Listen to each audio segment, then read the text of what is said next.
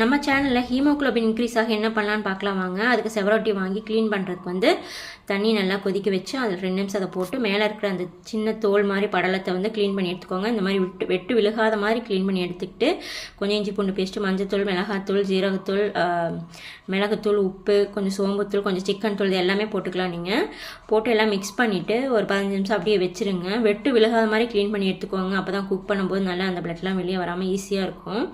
இது ஒரு 15 நிமிஷம் அப்படியே வச்சுருங்க. வச்சதுக்கப்புறம் ஒரு தோசைக்கல்ல ஒரு 2-3 ஸ்பூன் எண்ணெய் விட்டு சிம்லேயே வச்சு குக் பண்ணுங்கள்.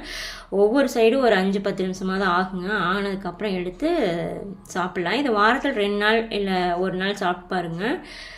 நல்ல ரிசல்ட் கொடுக்குங்க ஹீமோகுளோபின் இன்க்ரீஸ் ஆகிறதுல. இது வந்து நான்வெஜ் சாப்பிட்றவங்களுக்கு வந்து ரொம்ப ஹெல்ப்ஃபுல்லான டிஷ் இது.